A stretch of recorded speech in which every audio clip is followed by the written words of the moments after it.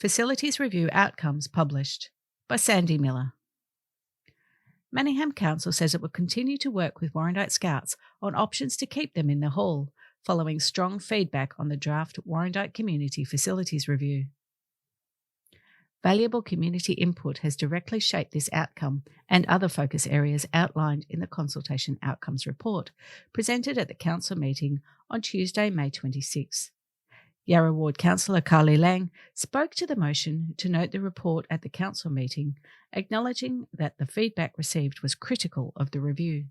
It was also thoughtful, detailed and deeply invested in the future of Warrandyte facilities. The level of engagement was high, and it showed how much our residents really value the community infrastructure that they pay for, she said. Manningham Mayor Jim Grievous said Council will now continue to partner with the community on agreed focus areas rather than proceeding with the report as a single overarching plan. We received 38 detailed submissions during the consultation process, as well as a petition of 1,611 signatures regarding the Warrandyte Scout Hall, Councillor Grievous said. Community groups that made submissions include Warrandyte Scouts, Warrandyte Men's Shed, Warrandyte Neighbourhood House Board, Warrandyte Historical Society, the Rotary Club of Warrandyte, the Rotary Club of Warrandyte on behalf of 14 community organisations, Warrandyte Community Association, Warrandyte Tennis Club, Warrandyte Childcare and Preschool Cooperative, Now and Not Yet Cafe, Warrandyte Basketball Association, Warrandyte Toy Library, Warrandyte Seniors, Warrandyte Sporting Group, Warrandyte Tennis Club, No Lights, No Lycra, Warrandyte Mechanics Institute and Arts Association.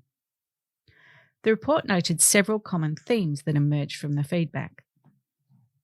Historical Museum.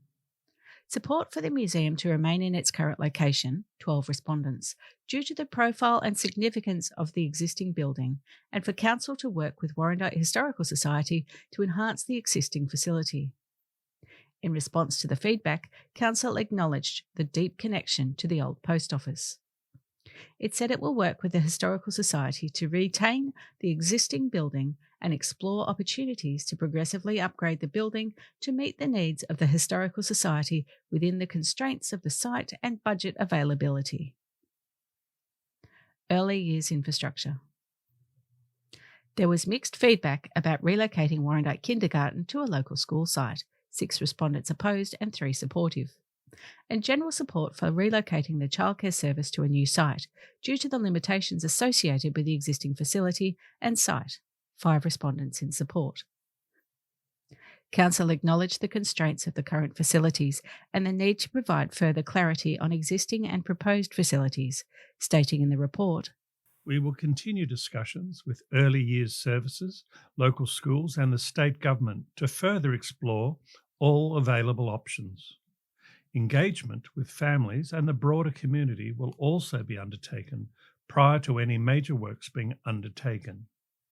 Scouts Hall. Support for the Warrandyte Scout Group remaining in their current location, 7 of 9 respondents, and questions raised about upgrading the existing Scout Hall. Council said it is supportive of the Warrandyte Scouts' preference to remain in their current hall and will work with the stakeholders to re-examine opportunities to upgrade the existing facilities within planning constraints and investigate options to address long-term needs. Men's Shed. Support for a dedicated men's shed space in Warrandyte due to the significant benefits they provide to the community, 8 respondents. Council responded to say it will continue to work collaboratively with the Warrandyte Men's Shed to investigate suitable facility options. Pending further discussion, Council proposed to explore the feasibility of expanding the Warrandyte Community Hall and re-examining other previously discounted Council-owned sites. Sporting facilities.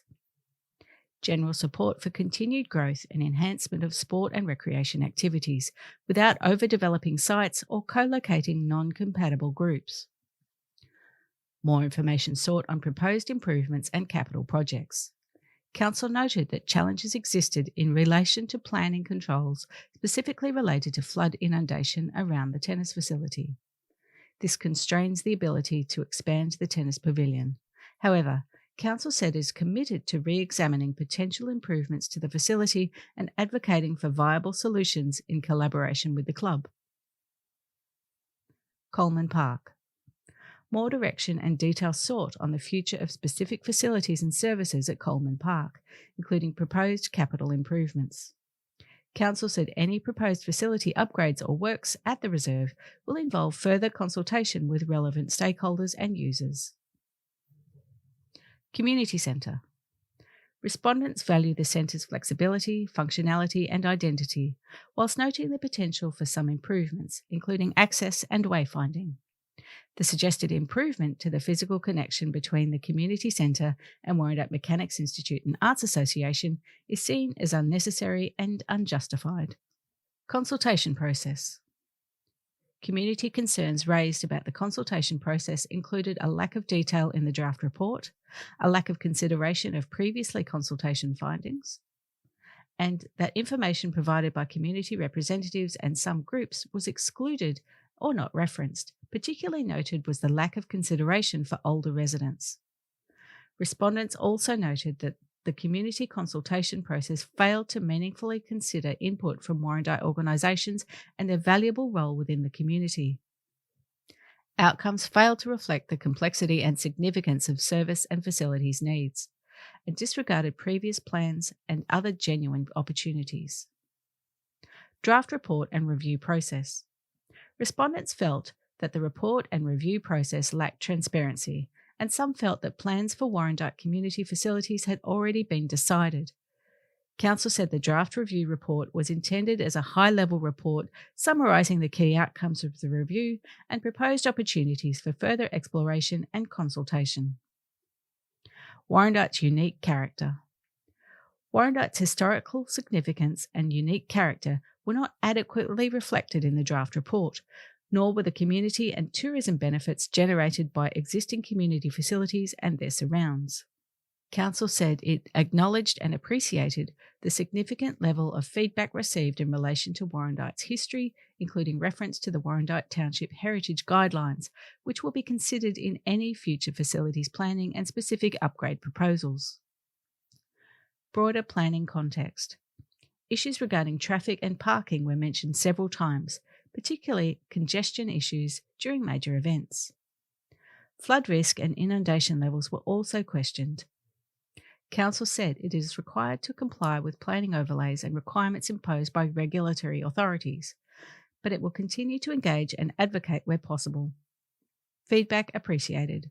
We appreciate this feedback, which has been summarised in the Outcomes Report, and which will guide our ongoing work to improve Warrandyte's community facilities, said Councillor Grivis. When addressing the council meeting, Councillor Lang said she was very pleased to say Council is now moving towards a more targeted, practical action. For the Scouts, it means holding meetings with their project group within Scouts Victoria, focusing on exploring their future ambitions for refurbishment or expansion and looking at their practical needs of storage, as well as an essential need for amenities and access. Working with the Men's Shed group, who are looking at moving forward in a feasibility study to see how our Warrandyte Reserve community facilities can be activated for them, looking at access to parking and traffic, and engaging with the community, ready for state government advocacy. It is also working with the Historical Society on a collaborative approach to look at their existing facility and how to maintain that for longevity and community safety. And then it's our early years services that operate out of our community facilities and working with the Department of Education and local providers. We acknowledge there is uncertainty in this area, particularly with childcare services that operate out of local government facilities. We are committed to working with these providers so we can have facilities that are used for all our residents now and in the future, and for our needs.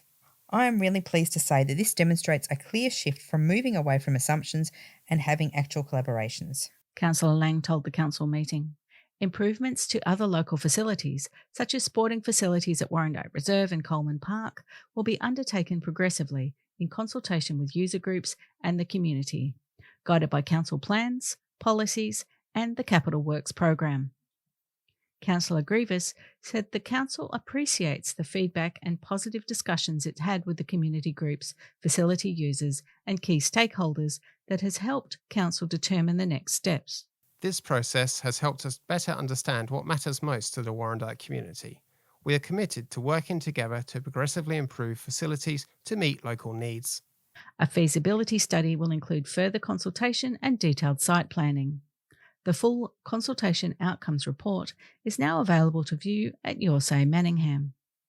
yoursay.manningham.vic.gov.au/warrandyte-facilities-review.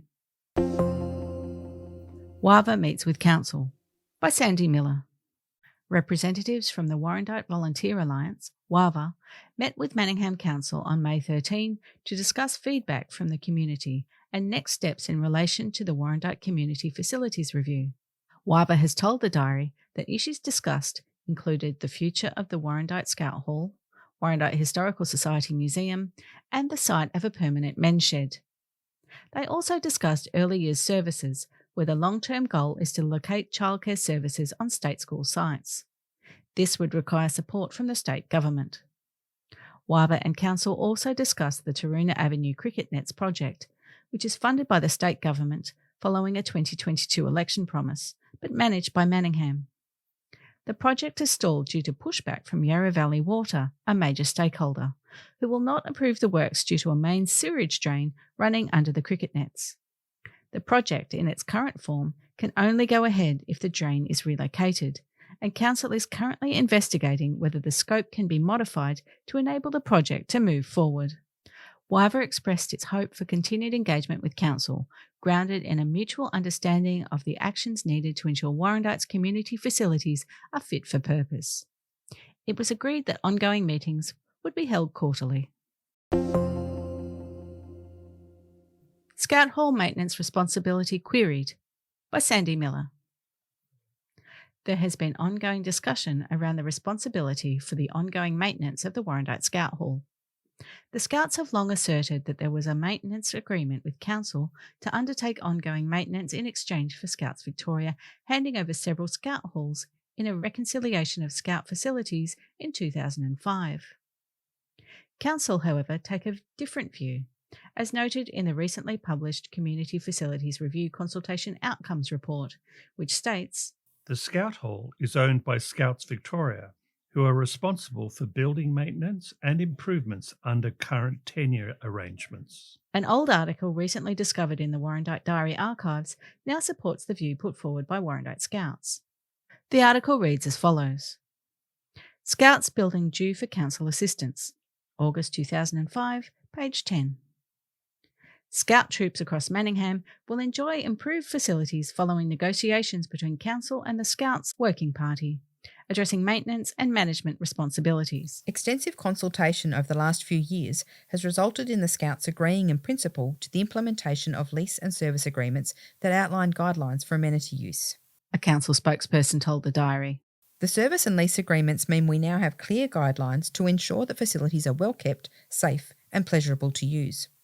The spokesperson said, The Scouts are integral to the makeup of our community, and it is important that we continue to work together to continually improve services. The negotiations covered the financial viability of maintaining halls, maximising use of Scout halls, justification for renovations and repair of halls, possible closure, change of use or demolition or removal of some halls, establishment of new lease arrangements, and development of service agreements. Negotiations also dealt with the development of a work program for the maintenance of Scout Hall buildings and surrounds, and the ongoing maintenance of all facilities on Council land. The diary reached out to Manningham Council for comment, who says the lease agreement for the Warrandyte Scout Hall, which has been in place since 2005, has not changed. Under the long-standing agreement, Scouts Victoria are responsible for building maintenance and repairs, while we maintain the external areas. We are committed to supporting Manningham's community groups so they can thrive and have assisted with a number of maintenance issues at the hall over the years. Following recent conversations with Scouts Victoria and the Warrandyte Scouts, we're addressing short-term maintenance priorities and are establishing a working group to re-examine the site and explore the potential to upgrade the hall within the planning constraints of the site.